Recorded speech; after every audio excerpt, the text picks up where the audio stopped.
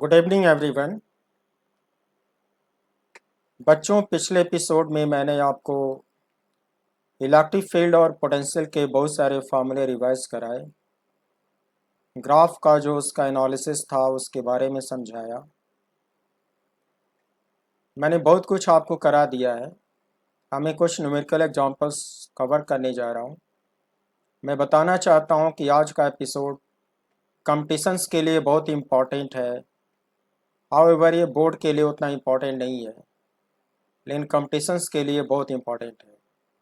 जो मैं आप कराने जा रहा हूँ आज न्यूमेरिकल्स, इसमें से कुछ क्वेश्चन आरटीजेई मेन का होगा, कुछ आरटीजेई एडवांस के होंगे, कुछ नीट यूजी का भी होगा और कुछ ओलंपियाड्स के भी होंगे। तो आप बहुत ही कंसंट्रेट रहना, सीरियस रहना और इसको समझने की कोशिश करना। आप इंजॉय ज़रूर करोगे। और लेकिन एक बात मैं फिर कहना चाहूँगा कि अगर कोई स्टूडेंट इस एपिसोड को पहली बार देख रहा होगा तो उसे रिक्वेस्ट है कि इस चैप्टर के जितने भी पुराने एपिसोड्स हमने अपलोड करे हैं उसको वो अच्छे से पढ़ ले, अपडेट कर ले, और फिजिकल मैथमेटिक्स के जितने भी एपिसोड हमने अपलोड किए हैं उसकी भी प्रैक्टिस कर ले, अपडेट कर ले, तब ये बेहतर समझ में आएगा। नहीं तो आज के एपिसोड में कुछ मैथमेटिकल डिफ़िकल्टी होएगी जो नए बच्चों को समझ में नहीं आएगा। तो मैं फिर से कहना चाहता हूँ कि इलेक्ट्रोस्टैटिक्स वाले चैप्टर के सारे एपिसोड अपडेट करो, फिजिकल मैथमेटिक्स के सारे एपिसोड अपडेट करो, फिर इस एपिसोड को वॉच करो, तभी समझ में आएगा, नहीं तो समझ में नहीं आएगा। इसी बात के साथ अब इस टॉपिक को आगे बढ़ाने जा रहा हूँ। बच्चों, आप बहुत सीरियस रहना और ध्यान से समझना। सो देखिए please. So beginning with numerical examples, और इसमें जो एग्जांपल्स दिए जाएंगे वो specially electric field, potential energy से रिलेटेड होंगे। हाउएवर अभी कैपेसिटर मैंने कवर नहीं किया है, तो एग्जांपल्स में कैपेसिटर के क्वेश्चन अभी नहीं होंगे। तो आप देखिए, मैं आपको कराने जा रहा हूँ। First example, point charge Q1 that is -2 microcoulomb is placed at point 0, 2, -1 meter, and the point charge Q2 that is +4 microcoulomb is placed at 1, -1, 0 meter in the free space. Find the force applied on the first charge Q1 by the second charge Q2. प्यारे बच्चों, मैंने आपको Coulomb's law का vector form पढ़ा रखा है अच्छे से, उसके फार्मूले आज मैं यूज करने जा रहा हूँ। We know the vector form of Coulomb's law. We can express position vector of first point R1. You must say this is first point, so its position vector denoted by R1. तो बच्चों, R1 को vector form में कैसे लिखोगे? 0i cap plus 2j cap -1k cap. So R1 is 2j cap minus k cap metre. Second point का position vector R2 कैसे लिखोगे? You must say this is second point coordinates. It should be written as 1i cap minus 1j cap plus 0k cap. So in short, R2 vector is I cap minus j cap meter. Is it? फिर मैंने बच्चों आपको vector form of Coulomb's law में force applied on the first charge by the second charge का vector formula सिखा रखा है। In free space, it should be 1 by 4 pi epsilon naught Q1 Q2 upon modulus of R1 minus R2 whole cube and within bracket R1 vector minus R2 vector। बच्चों, ये सब मैं पढ़ा चुका हूँ, तो जो लोग फर्स्ट टाइम देख रहे होंगे वो पुराने एपिसोड्स को अपडेट कर लें। अब मैं इसमें सारी वैल्यूज़ पुट करने जा रहा हूँ। बच्चों, इस फार्मूले का लिमिटेशन है कि न्यूमेरिकल सॉल्व करते वक्त Q1 और Q2 की values with proper sign SI unit में पुट करनी चाहिए।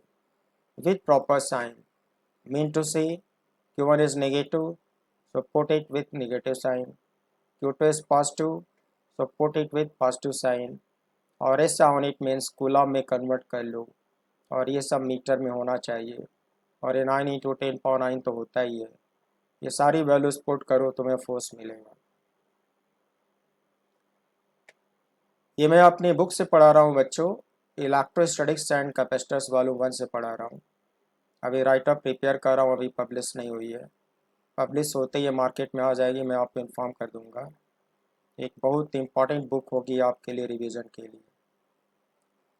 बच्चों ये हो गया 1/4 पाई एप्सिलॉन नॉट की वैल्यू, ये कूलम में हो गया Q1 की वैल्यू, और ये कूलम में हो गया Q2 की वैल्यू, और ये R1 माइनस R2 निकालोगे तो इतना आएगा, और R1 माइनस R2 का मैग्नीट्यूड निकालोगे तो इतना आएगा, under root -1² +3² +(-1)² and whole raise to the power 3। यही फार्मूला था बच्चों। अब इसको सॉल्व करो, इसको सिंप्लीफाई करो, इसको रिपीट करो, या इसके अंदर इस वाले माइनस से इसके अंदर मल्टीप्लाई करो, तीनों के साइन चेंज हो जाएंगे, ब्रैकेट कुछ ऐसा मिलेगा, और इनकी न्यूमेरिकल वैल्यू सॉल्व करने पर बच्चों 72 × 10⁻³ आएगा। सब कुछ आपने SI यूनिट में पुट करा है, इस फोर्स कांस्टेंट न्यूटन में आएगा। This is your answer. बच्चों ये क्वेश्चन कॉम्पिटिशन्स में पूछा जा चुका है, इसीलिए मैंने आपको vector form of Coulomb's law सिखाया है। हाउएवर ऐसे क्वेश्चन बोर्ड एग्जाम में भी रिपीट करे गए हैं। अब देखो, given the potential function V equals 2xy plus y² volt at any point xyz. First, find out vector E and modulus of vector E at point -1, 2, 3 meter. Second part of the question, also find the angle between electric field vector and x-axis. बच्चों आपने देखा कि potential function तीन variable पे depend कर रहा है, x Y Z पे कर रहा है। इसके लिए इलेक्ट्रिक फील्ड निकालने के लिए मैंने आपको डेल ऑपरेटर का कॉन्सेप्ट बता रखा है, जिसे आपको अपडेट करना बहुत ज़रूरी है। Since potential is function of X Y Z 3 variables, then you must say intensity of electric field vector is anti gradient of potential. मैं बच्चों आपको बता रखा हूँ कि ग्रेडियंट ऑफ पोटेंशियल को डेल वी लिखते हैं, और डेल वी को कार्टेशियन कोऑर्डिनेट सिस्टम में इस तरह से लिखते हैं, 3 टर्म इसमें होंगे। तो मस्ट से जैसे del V by del X into Y cap, del V by del Y into J cap, del V by del Z into K cap. ये सिंबल पार्शियल डिफरेंशियल का है, पार्शियल डिफरेंशियल में पढ़ा चुका हूँ। मैंने आपको फिजिकल मैथमेटिक्स में पार्शियल डिफरेंशियल ठीक से पढ़ाया है, जो लोग फर्स्ट टाइम पढ़ रहे हैं वो अपडेट कर लेंगे। बच्चों पार्शियल डिफरेंशियल निकालते कैसे हैं, जैसे मुझे इसकी वैल्यू चाहिए, so put here del V by del X, you can say del by del X of total V, V की वैल्यू ब्रैकेट में रख दो। पार्शियल डिफरेंशियल का रूल होता है कि जब एक्स के रिस्पेक्ट में डिफरेंशिएट करते हैं तो वाई को कांस्टेंट मानते हैं और जेड को भी कांस्टेंट मानते हैं, हाउएवर एक्स को वेरिएबल मानते हैं। बच्चों डेल बाय डेल एक्स इस पे डिस्ट्रीब्यूट होएगा, इसमें 2y कांस्टेंट होगा और खाली x वेरिएबल होगा। तो जो डिफरेंशियल का रूल है, कांस्टेंट बाहर निकाला जाता है, तो 2y को बाहर निकाल लो और del by del X of X की वैल्यू 1 आएगी। इसमें फार्मूला वही लगता है जो टोटल डिफरेंशियल में पढ़ा जाता है। जैसे D D X of X की वैल्यू 1 होती है, तो del by del X of X की वैल्यू 1 होएगी, फार्मूला वही चलता है। यहाँ क्या बचेगा 2y। बच्चों मैंने बोला कि y और z दोनों को कांस्टेंट मानोगे, सेकेंड टर्म पूरा कांस्टेंट हो गया, तो इस कांस्टेंट का डेरिवेटिव क्या आएगा बच्चों, 0 आएगा, 0 लिख डाला। Now this is 2y। Similarly you should find out del v by del y, that is del y of potential v। जब y के रिस्पेक्ट में पार्शियल डिफरेंशिएशन करते हैं तो x को कांस्टेंट मानते हैं, z को भी कांस्टेंट मानते हैं, सिर्फ y को वेरिएबल मानते हैं। जब आप फर्स्ट टर्म को डिफरेंशिएट करोगे तो 2x कांस्टेंट बाहर आएगा और y का y के रिस्पेक्ट में डिफरेंशियल 1 आएगा, सो 1 इज इग्नोर्ड। बच्चों इसमें z क्यूब कांस्टेंट होएगा, बाहर निकाल लो। वाई स्क्वायर का y में डिफरेंशियल 2y होगा, यहाँ 2y लिख डालो। सिंप्लीफाई करो to get you 2 terms. Similarly to get del v by del z, v की वैल्यू ब्रैकेट में फिर से रखो। जब z के रिस्पेक्ट में पार्शियल डिफरेंशिएशन करोगे तो बच्चों x को कांस्टेंट मानोगे, y को भी कांस्टेंट मानोगे, ये तो पूरा का पूरा कांस्टेंट हो गया, इसका डेरिवेटिव 0 आएगा। इसमें y को कांस्टेंट मानोगे, z को वेरिएबल मानोगे, तो y स्क्वायर कांस्टेंट मानोगे तो बाहर निकाल लो। z क्यूब का z के रिस्पेक्ट में 3z स्क्वायर होएगा, उसको लिख डालो। सिंप्लीफाई कर इतना आएगा। बच्चों ये जो 3 वैल्यूज़ आप निकाले हो, ये तीनों वैल्यूज़ यहाँ पे ला के रख दो। यूनिट वेक्टर को डिस्टर्ब नहीं करो, जो जहाँ पे है वैसे पड़ा रहेगा। देखो मैंने रख दिया, ये del v by del x है, ये del v by del y है, ये del v by del z है। इलेक्ट्रिक फील्ड का फॉर्मूला बन गया। लेकिन बच्चों आपसे इलेक्ट्रिक फील्ड इंटेंसिटी इस वाले पॉइंट पे पूछा है। इसका मीनिंग हुआ ऊपर वाले फार्मूले में x की जगह पे -1 रखो, y की जगह पे 2 रखो और z की जगह पे 3 रखो। यहाँ y की जगह पे 2 रखो, यहाँ x की जगह पे -1 रखो, फिर y की जगह पे 2 रखो, z की जगह पे 3 रखो, again y is 2, z is 3 और इस पूरे को सॉल्व करो बच्चों। सॉल्व करोगे तो ये मिलेगा न्यूमेरिकल वैल्यू। इस यूनिट इलेक्ट्रिक फील्ड का वोल्ट पर मीटर होता है, तो वोल्ट पर मीटर यूनिट लिख डालो, इस नेगेटिव से अंदर मल्टीप्लाई कर डालो, ये हुआ तुम्हारा फाइनल आंसर। आपसे इलेक्ट्रिक फील्ड का मैग्नीट्यूड भी पूछा है। किसी वेक्टर का मॉड निकालना सीखे हुए हो, under root sum of square of 3 components, तीनों कंपोनेंट को ब्रैकेट में रखो, स्क्वायर करो, सम करो, रूट निकालो to get you 151.38 volt per meter. So done, this is done.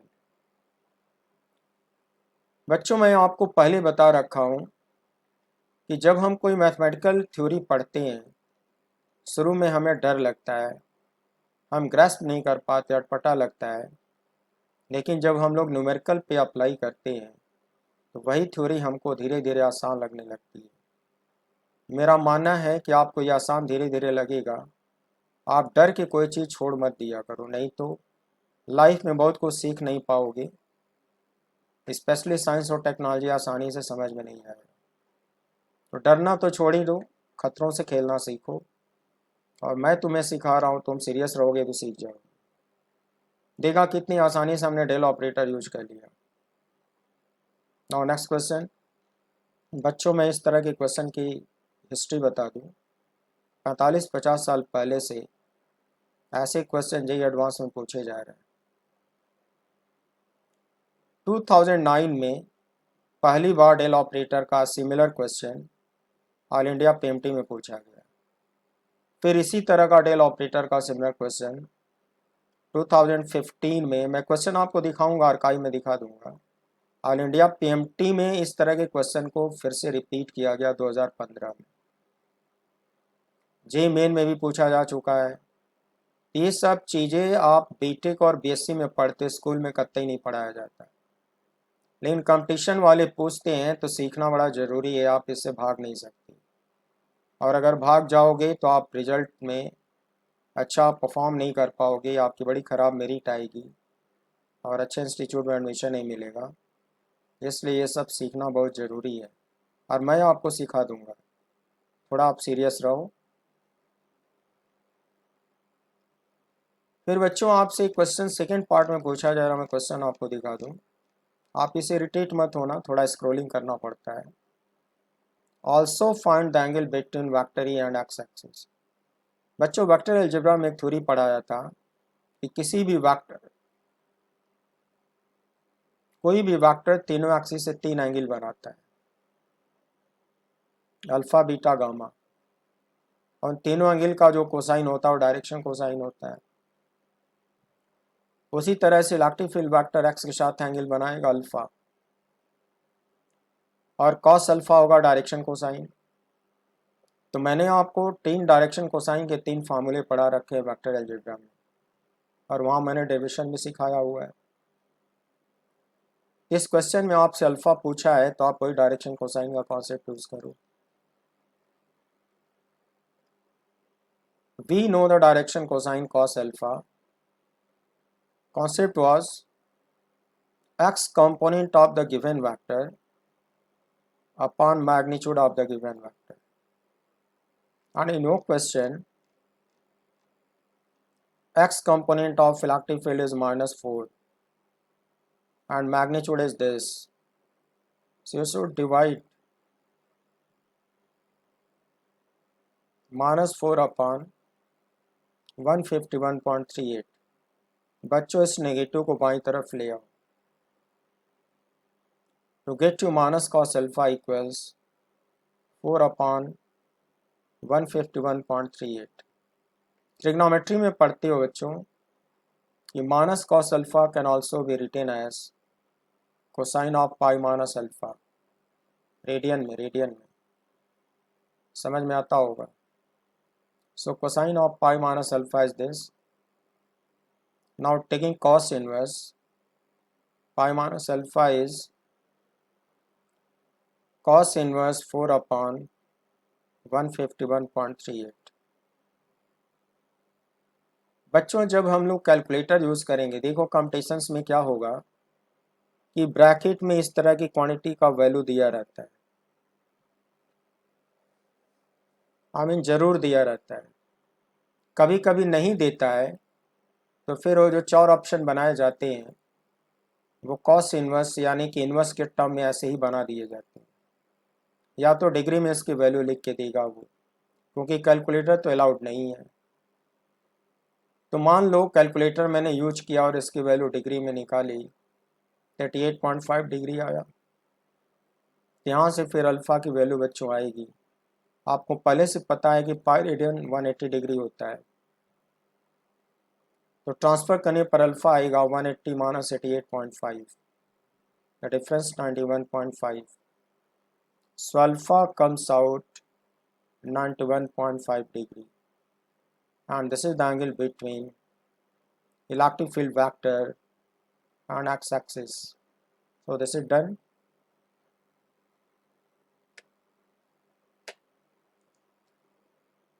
Your next question, given the potential function v equals minus p sin theta over r square at the point r comma theta, where p is a constant,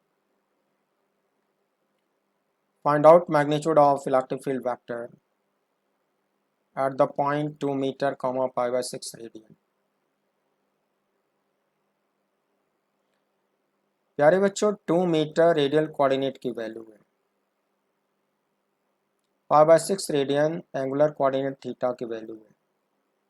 मैंने आपको kinematics में polar coordinate system भी पढ़ा रखा है,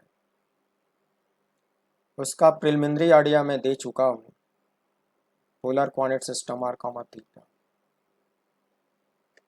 इसमें are को variable मानते हैं, थीटा को वेरिएबल मानते हैं, पी कांस्टेंट दिया है और ये पोटेंशियल का फार्मूला है। तो बच्चों पोटेंशियल दो दो वेरिएबल पे डिपेंड कर रहा है, इलेक्ट्रिक फील्ड निकालने के लिए फिर से डेल ऑपरेटर यूज होगा। So we know in polar coordinate system electric field vector equals minus del V. Polar coordinate में डेल वी को इस तरह से लिखा जाता है, दो ही टर्म होते हैं क्योंकि दो ही यूनिट वेक्टर होते हैं। नेगेटिव के बाद फर्स्ट टर्म आएगा del V by del R into R cap, second term आता है 1 by R del V by del theta into E theta cap. बच्चों इसमें करते क्या है, यूनिट वेक्टर को तो डिस्टर्ब नहीं करते, कोएफिशिएंट की वैल्यू डिराइव करते हैं और ला के यहाँ पे पुट करते हैं, यही करना होगा। So we should find del V by del R. Del by del R V की वैल्यू ब्रैकेट में रखो। पार्शियल डिफरेंशियल का रूल है कि जब आर में डिफरेंशिएट करोगे तो थीटा को कांस्टेंट मानोगे, पी पहले से कांस्टेंट है, पूरा का पूरा minus P sine theta constant हुआ, बाहर निकाल लो, इसको ऊपर ले जाओ, मिलेगा del by del R of R power minus 2। Simple जो कैलकुलस का फॉर्मूला पढ़ते हो एक्स पावर एन वाला वही लगा दो, then it will come out -2 into R power -3। इसको माइनस पी साइन थीटा से मल्टीप्लाई करो to get you 2p sine theta over R cube. से equation 1। Then come to del V by del theta, V की value bracket में रखो। जब theta में differentiate करते हो तो आर को कांस्टेंट मानते हो, पी पहले से कांस्टेंट है तो minus P by R square बाहर निकालो, del by del theta of sine theta, formula रटा है ये होता है इंटू कॉस थीटा, लेकिन आपके फार्मूले में यहाँ 1 बाई आर भी है तो 1 बाई आर से इसको मल्टीप्लाई करो to get you minus p cos theta over r cube. Is it? Suppose this is equation number 2। बच्चों ये दोनों वैल्यूज यहाँ पिला के बारी बारी से रखो। Is it? बारी बारी से रख दो वहाँ पे। देखो पहले तो मैंने फार्मूला रिपीट किया, फिर इसकी वैल्यू यहाँ रखा और इस पूरे की वैल्यू ब्रैकेट में यहाँ रखा, इस माइनस को अंदर मल्टीप्लाई किया, P by R cube common मिला उसको कॉमन निकाला, यहाँ मिलेगा -2 साइन थीटा, यहाँ बचेगा ओनली कॉस थीटा। बच्चों ये तो फार्मूला बन गया, लेकिन इलेक्ट्रिक फील्ड आपको इस पॉइंट पे निकालना है। आमीन आर की वैल्यू 2 मीटर, थीटा की वैल्यू पाई बाय 6 रेडियन, ये रेडियन का सिंबल है। आर की वैल्यू यहाँ रख दो, थीटा की वैल्यू यहाँ रख दो, इनकी न्यूमेरिकल वैल्यू सॉल्व करो।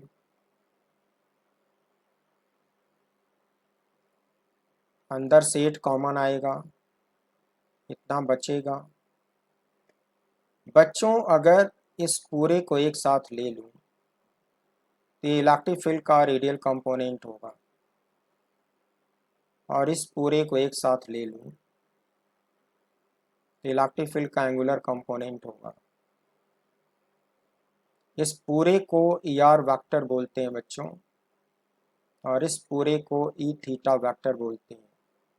इसको कहते हैं radial component of total electric field, और ये होता है angular component of total electric field. अगर मैं इन दोनों की वैल्यू अलग अलग डिस्कस करूं, ER की जगह पे इस पूरे को ले लूं, या ER की जगह पे इस पूरे को ले लूं, देखो ले रखा है, और E थीटा वेक्टर की जगह पे इस पूरे को ले लूं, देखो ले रखा। बच्चों वेक्टर अलजेब्रा में एक थ्योरम में बार बार पढ़ाया हूँ, और कहा ने बोला है कि फिजिक्स में हमेशा इस्तेमाल होगा। कहते हैं कि ये भी वेक्टर है और ये भी वेक्टर है, ये कोएफिशिएंट एक पॉजिटिव स्केलर है। तो थ्योरी कहती है कि ये दोनों वेक्टर एक दूसरे के पैरेलल होंगे। Due to that reason ER vector will be parallel to minus ER cap. Similarly, एक वेक्टर राइट साइड में है और एक वेक्टर लेफ्ट साइड में है। ये कोएफिशिएंट पॉजिटिव स्केलर है। इसका मतलब बच्चों ये दोनों वेक्टर आपस में पैरेलल होंगे। इसको लिख देला E theta vector parallel to E theta का है।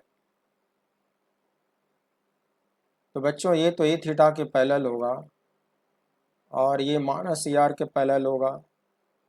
इसका मतलब ये वेक्टर ER कैप का अपोजिट होएगा। मैं आपको डायरेक्शन इन दोनों का डायग्राम में निकालना सिखा रहा हूँ, बहुत ज़रूरी है। और बच्चों आप जानते हो कि ये दोनों कंपोनेंट आपस में परपेंडिकुलर होते हैं, और इन्हीं दोनों कंपोनेंट्स का वो रिजल्टेंट है टोटल इलेक्ट्रिक फील्ड।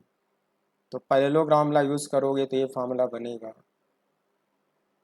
ER का जो मॉड होगा बच्चों, ER की वैल्यू यहाँ से उठा लो, देखो ये कंपेयर करोगे तो ER की वैल्यू आएगी -P/8।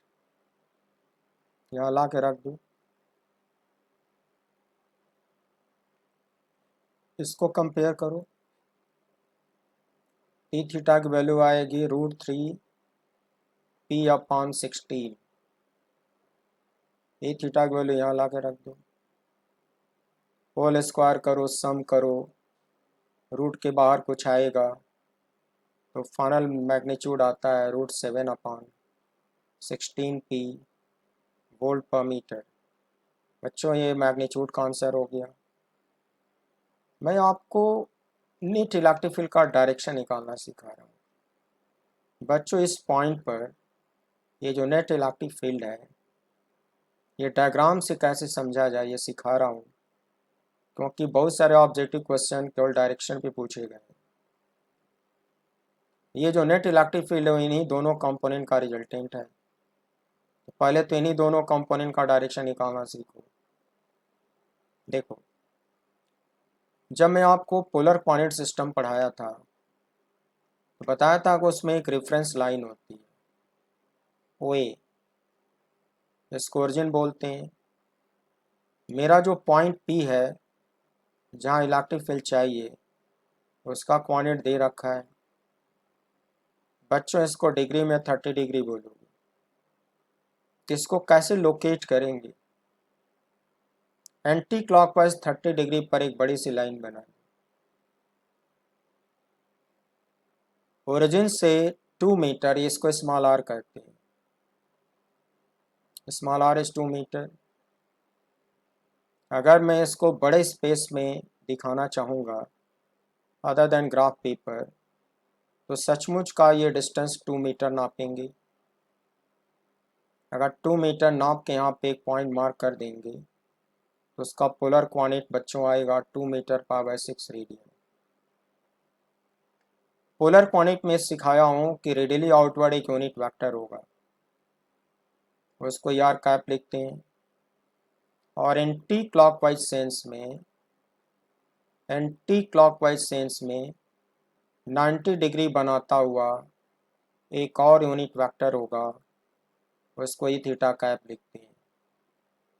बच्चों ऊपर मैंने प्रूफ करके दिखाया है कि E R component is parallel to minus E R cap. बच्चों अगर आउटवर्ड ई आर कैप है तो inward direction minus E R cap होना चाहिए, तो ये जो कंपोनेंट होगा वो इनवर्ड होना चाहिए, तभी वो माइनस ई आर कैप के पैरेलल होएगा। मैंने प्रूफ किया था E theta component E theta cap के पैरेलल होएगा। ई थीटा कंपोनेंट को उसी के डायरेक्शन में दिखा दिया। बच्चों इन दोनों को कंपोनेंट कहा गया, तो इन दोनों का जो रिजल्टेंट होगा पैरेललोग्राम लॉ से आएगा। इन दोनों कंपोनेंट को लेकर एक पैरेललोग्राम कंप्लीट करो। ऑब्वियसली वो पैरेललोग्राम रेक्टेंगल होगा। इंटरसेक्शन पॉइंट से गुजरने वाला जो डायगोनल होगा वही रिजल्टेंट वेक्टर देगा, और रिजल्टेंट वेक्टर ही नेट इलेक्ट्रिक फील्ड होएगा। तो बच्चों मैंने कंपोनेंट्स और रिजल्टेंट वेक्टर को डायग्राम से बहुत अच्छे तरीके से समझाने की कोशिश किया। कभी कभी वो लोग चार ऑप्शन में ये एरो खींच के दे देते हैं, एक एरो ऐसे बना देंगे, कैसे बना देंगे, कैसे बना देंगे, कैसे कहेंगे इन चारों में से कौन सा डायरेक्शन सही है। तब ये छोटी सी चीज़ है मगर ये भी जानना ज़रूरी है। कंपटीशन का पेपर बनाने वाले लोग बच्चों का खून चूस लेते हैं। अगर आप थोड़े भी ढीले पड़े तो मूर्छित होकर निकलोगे एग्जामिनेशन हॉल से। इसलिए प्यारे बच्चों पूरी तैयारी के साथ जाओ। मैं आपको सब कुछ सिखा दूंगा, आपके अंदर जज्बा होना चाहिए सीखने का। ये जो एरो है वो नेट इलेक्ट्रिक फील्ड का एक प्रोबेबल डायरेक्शन देगा। तुम अगर ये एंगल एग्जैक्ट निकालना चाहते हो तो इस ट्रायंगल में tan फाई का फार्मूला लगा दो। अगर इसको फाई माना जाए तो tan फाई होएगा height upon base, and height is mod E theta, base is mod E R. ऊपर दोनों की वैल्यू दे दिया हूँ, डिवाइड करके इस एंगल की वैल्यू एग्जैक्ट निकाल सकते हो। कैलकुलेटर यूज करके डिग्री में निकाल सकते हो, तो ये एग्जैक्ट डायरेक्शन में निकल आएगा। वैसे ये तो प्रोबेबल है, तो पोलर कोऑर्डिनेट बस इतना ही है, इसे डरने की क्या ज़रूरत है। वन मोर क्वेश्चन बच्चों, जो सिंगल वेरिएबल वाले क्वेश्चन है ये तो बोर्ड एग्जाम में भी पूछा जाता है, कंपटीशन में तो पूछते ही पूछते हैं, मगर इस तरह क्वेश्चन बोर्ड में भी पूछा जाता है, पेपर में दिख जाएगा आपको। Given the potential function v as a function of x, 4x square plus 3x plus 6 volt, find electric field vector E at x equals -2 metre.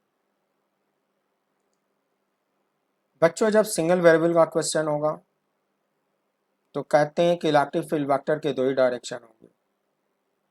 अगर सॉल्व करने पर ये पॉजिटिव आया तो ये पॉजिटिव एक्स में होगा, सॉल्व करने पर नेगेटिव आया तो ये नेगेटिव एक्स में होगा। तो ये वन डायमेंशनल वेक्टर है, इस पे एरो नहीं लगाते, आई कैप जे कैप इस्तेमाल नहीं करते, आंसर केवल प्लस और माइनस में देती हैं।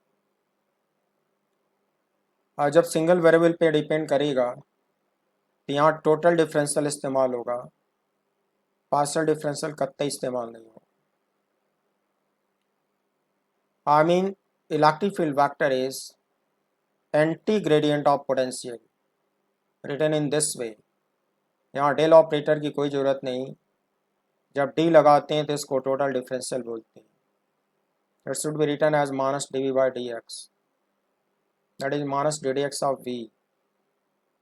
फार्मूले रटे हैं आपको, इसका डेरिवेटिव 8x आएगा और इसका डेरिवेटिव 3 आएगा, इसका 0 आएगा, फिर इससे मल्टीप्लाई कर दो, कुछ ऐसा आएगा।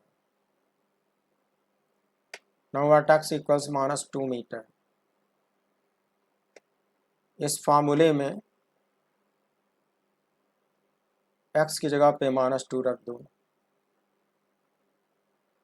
सॉल्व कर लो, 13 वोल्ट पर मीटर आएगा। इलेक्ट्रिक फील्ड आएगा 13 वोल्ट पर मीटर। बच्चों पॉजिटिव आया, डायरेक्शन पूछेगा, जवाब होगा towards positive x axis. Minus आता तो नेगेटिव एक्स होता, प्लस आया तो डायरेक्शन होगा टुवर्ड्स पॉजिटिव एक्स एक्सिस। आगे देखो, given the potential function v as a function of radial coordinate r minus k by r square, where k is a positive constant, find electric field at r equals 4 meter। बच्चों ये radial coordinate, ये भी single variable है तो del operator यहाँ भी use नहीं होगा, और ऐसे भी क्वेश्चन बोर्ड एग्जाम में पूछे गए हैं, यहाँ टोटल डिफरेंशियल यूज करोगी, इलेक्ट्रिक फील्ड निकालने के लिए क्या करोगी, पढ़ाया हूँ आपको formula. Electric field vector is minus dv by dr। बच्चों ये वेक्टर है फिर भी एरो नहीं लगाओगे, क्योंकि यहाँ भी डायरेक्शन के दो पॉसिबिलिटी होगी, पॉजिटिव आने पर रेडियली आउटवर्ड्स, नेगेटिव आने पर रेडियली इनवर्ड्स। सॉल्व करो, v की वैल्यू ब्रैकेट में ला कर रखो, माइनस k को बाहर निकालो, r पावर -2 का डिफरेंशियल रटा है आपको, सिंप्लीफाई करो, ये पूरा पॉजिटिव हो गया, इसकी वजह से ये नेगेटिव आएगा, r की वैल्यू रखो, कम्स आउट -k/32। बच्चों ये पूरा का पूरा रिजल्ट नेगेटिव आया, तो डायरेक्शन का जवाब क्या होगा, रेडियली इनवर्ड्स, मतलब टुवर्ड्स द ओरिजिन, जो कोऑर्डिनेट सिस्टम का ओरिजिन होगा, इलेक्ट्रिक फील्ड टुवर्ड्स ओरिजिन होगा, ये नेगेटिव आने की वजह से यूनिट आएगा वोल्ट पर मीटर। देखो कितना आसानी से हो रहा है, क्यों डरते हो भाई, फिजिक्स में मत डरा करो, पेशेंस रखो, डरो मत, सब सीख जाओगे। कभी मैं भी आपकी तरह स्टूडेंट था, बहुत डरता था, इन कड़ी मेहनत किया भाई, मैंने बहुत कड़ी मेहनत किया, RTJ निकालने के लिए 14-14, 15-15 घंटे पढ़ाई किया, 10 महीने पढ़ाई किया, सारा रिजल्ट दे दिया। कभी डरा ना करो, देखो मैं तुम्हें सिखा रहा हूँ, सीख जाओगे, और एक दिन ऐसा आएगा कि तुम भी एक अच्छे टीचर बनोगे। मैंने टीचर की जगह तो खाली कर रखी है, ऑनलाइन आ गया हूँ, ऑफलाइन तो पढ़ाना बंद ही कर दिया हूँ। तुम एक अच्छे टीचर बन के मेरी जगह ऑक्युपाई कर सकते हो। -k/32, direction radially inwards. One more example, given the potential function v 8 times e power minus bs, where a and b are positive constants, find electric field vector at s equals -2 by b। प्यारे बच्चों, मैं इसके बारे में बताया हूँ, कभी कभी एक्स वाई जेड के अलावा पोटेंशियल का वेरिएशन किसी चौथी लाइन पे होता है, तो किसी चौथी लाइन या चौथे डायरेक्शन को एस सिंबल से डिनोट करते हैं। इसमें भी दो डायरेक्शन बनाया जाता है, ओरिजिन से गुजरते हुए एक टेढ़ी लाइन बनाते हैं, और एक और प्लस एस लिखते हैं, एक और माइनस एस लिखते हैं। इसको सॉल्व करने पर अगर पॉजिटिव आया तो डायरेक्शन टुवर्ड्स प्लस एस होगा, नेगेटिव आया तो टुवर्ड्स माइनस एस होगा, और एस की वैल्यू दे रखा है। तो बच्चों आपने देखा कि ये भी सिंगल वेरिएबल पे डिपेंड किया, तो यहाँ भी आपको डेल ऑपरेटर की ज़रूरत नहीं होगी, सिंपली टोटल डिफरेंशियल के फार्मूले से काम होगा। इसको पढ़ते हैं anti gradient of potential, -dv/ds v की वैल्यू ब्रैकेट में रखो, a को बाहर निकालो, e पावर माइनस bs का डेरिवेटिव पढ़ा रखा हूँ, minus b into e power minus bs। अब जो लोग कैलकुलस नहीं पढ़े हैं वो मेरे कैलकुलस का एपिसोड पढ़ें। मैं तो फिजिकल मैथमेटिक्स पूरा करा चुका हूँ। यूट्यूब पे जाओ, सब्सक्राइब करो मेरे चैनल को, प्लेलिस्ट में जाओ, फिजिकल मैथमेटिक्स प्लेलिस्ट से ढूंढो, सारे एपिसोड अपडेट करो, वहाँ सब कुछ मिलेगा। बच्चों ये होएगा plus A B into E power minus B S. अब इसमें एस की वैल्यू दे रखा है, एस की वैल्यू आपको यहाँ ला के रखनी होगी। So at S equals minus two by B, यहाँ पे रखो, minus minus plus, b and b cancels, giving you only e square. So magnitude of electric field is what? ab into e square, unit volt पर metre. तो बच्चों ये electric field का magnitude आ गया, ये आपका आंसर हो गया। आपको पता है पूरा का पूरा पॉजिटिव है, तो डायरेक्शन होएगा towards positive S axis. That's it.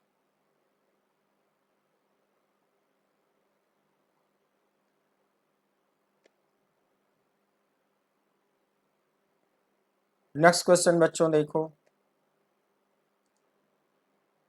Given the electric field function as electric field vector at any point xyz minus k into yzi cap plus xzj cap plus xyk cap, where k is a positive constant. Find the potential V at point 2, 2, 3 meter. If potential at 0, 0, 0 meter is minus 4 volt. प्यारे बच्चों ये origin हुआ, कहता है कि origin पे potential minus 4 volt है, इस वाले पॉइंट पे पोटेंशियल निकालो। प्यारे बच्चों मैंने आपको पोटेंशियल डिफरेंस के भी बहुत सारे केस पढ़ा रखे हैं, आप उसको अपडेट कर लेना, रिवाइज कर लेना। इलेक्ट्रिक फील्ड 3 वेरिएबल पे डिपेंड कर रहा है, तो ऐसी सिचुएशन में मैंने आपको ये फार्मूला पढ़ाया है कि potential difference V2 minus V1 is negative integral E dot D R limit R1 to R2। याद करो कि जब ये एक से अधिक वेरिएबल पे डिपेंड करता है तो यही वेक्टर फार्मूला हम लोग इस्तेमाल करते हैं। मैंने इसका डेरिवेशन भी दे रखा है। अगर इसको फर्स्ट पॉइंट मानते हो तो इसके तीनों कोऑर्डिनेट R1 रिप्रेजेंट करेंगे और V1 की वैल्यू -4 होएगी। इसको सेकेंड पॉइंट मानोगे तो इसके तीनों कोऑर्डिनेट R2 वेक्टर रिप्रेजेंट करेंगे और V2 की जगह पे V लिखा जाएगा, V2 इज V। प्यारे बच्चों देखो मैंने V2 को V2 ही रहने दिया है, V1 को -4 लिख रखा है, इलेक्ट्रिक फील्ड वेक्टर को उठा के लिख दिया। पहले भी सिखा चुका हूँ कि 3D में dr वेक्टर को ऐसे लिखते हैं, डॉट के बाद dr वेक्टर को लिखते हैं dxi cap plus dyj cap plus dz k cap. Minus k को बाहर निकाला, माइनस माइनस प्लस किया, ये प्लस k हुआ। R1 की जगह पे ये 3 कोऑर्डिनेट, R2 की जगह पे ये 3 कोऑर्डिनेट। दरअसल मेरे को क्वेश्चन में कोऑर्डिनेट की ही जरूरत पड़ती है, इसलिए कोऑर्डिनेट लिखता हूँ, यहाँ आई कैप जे कैप नहीं लगाता हूँ। डॉट लेना सभी बच्चों को आता होगा, आई के कोएफिशिएंट मल्टीप्लाई हो जाएंगे, Y Z D X plus J cap के कोएफिशिएंट मल्टीप्लाई हो जाएंगे, एक्स जेड डी वाई फिर के कैप के कोएफिशिएंट मल्टीप्लाई हो जाएंगे, आमीन एक्स वाई डी जेड, तो डॉट लेने पर ये 3 टर्म आएंगे। बच्चों इस तरह का 3 वेरिएबल का इंटीग्रल तो आपने आज तक नहीं पढ़ा, होता भी नहीं है। इसको सिंगल टर्म में कन्वर्ट करना सीखो। सिंगल टर्म में कन्वर्ट कैसे होगा, कुछ ऐसा होगा, तीनों टर्म की जगह पे मैं लिख सकता हूँ D of X Y Z. अब बच्चों वो 3 टर्म कैसे पैदा होंगी, एक्स इंटू वाई को फर्स्ट फंक्शन मान लो और जेड को सेकंड फंक्शन मान लो और प्रोडक्ट रूल लगा दो। तो प्रोडक्ट रूल लगा दो क्योंकि डी को भी शॉर्ट में डिफरेंशियली बोलते हैं। तो प्रोडक्ट रूल लगाओगे तो 2 टर्म आएंगे, मगर एक टर्म में डी ऑफ एक्स वाई दिखेगा। फिर एक्स इंटू वाई में फिर से प्रोडक्ट रूल लगा दो, अल्टीमेटली आपको ये 3 टर्म मिल जाएंगे। तीनों टर्म को शॉर्ट में इस तरह से आप सिंगल टर्म में कन्वर्ट कर सकते हो। जब ऐसे कन्वर्ट कर सकते हो तो इंटीग्रल बड़ा आसान हो जाता है। बच्चों इंटीग्रल की थ्योरी होती है कि जब इंटीग्रेट करते हैं तो डी गायब हो जाता है और डी के बाद जो कुछ भी ब्रैकेट में लिखा है वही उसका सॉल्यूशन होता है। तो जब इस पूरे को इंटीग्रेट करोगे सॉल्यूशन बच्चों आएगा X Y Z. Lower limit यहाँ लिखो, अपर लिमिट यहाँ लिखो, लेफ्ट साइड रिपीट करो। थ्योरी पढ़े हो कि पहले अपर लिमिट रखी जाती है, आमीन एक्स की जगह पे 2, वाई की जगह पे 2, जेड की जगह पे 3 लिख दिया। फिर माइनस के बाद लोअर लिमिट, तो लोअर लिमिट रखने पे तो 0 ही आएगा।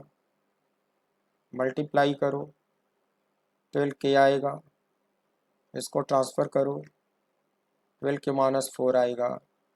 ये 78 वोल्ट में देखो V2 आ गया। प्यारे बच्चों आपने देखा कि मैथ पढ़ते वक्त थोड़ा अटपटा लगेगा, न्यूमेरिकल लगाना आपको बहुत आसान लगेगा। इसीलिए प्यारे बच्चों ऐसे क्वेश्चन PMT एग्ज़ाम में भी पूछे जाते हैं। पेपर बनाने वालों को पता है कि PMT के भी बच्चे इतनी मैथ सीख सकते हैं। अब मैं आर्काइव में दिखाऊंगा कैसे क्वेश्चन पूछे गए हैं, आप इसको बहुत टफ मत समझना।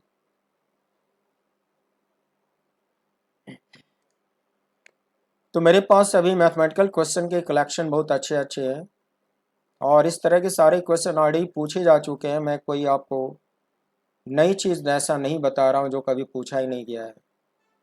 मैं टू द पॉइंट पढ़ाता हूँ बच्चों, और अपनी किताब भी जो लिखता हूँ टू द पॉइंट लिखता हूँ, जितना कॉम्पिटिशन्स के लिए ज़रूरी होता है। अननेसेसरी चीज़ें मैं कभी लिखता नहीं हूँ, पढ़ाता नहीं। तो मेरे पास अभी बहुत अच्छे अच्छे क्वेश्चन हैं जो अगले एपिसोड में कराता हूँ, और मुझे बहुत अच्छा लगा इतनी देर तक आप मेरे साथ पेशेंस के साथ बने रहे। उसके लिए आपको thank you very much and wish you good night and see you again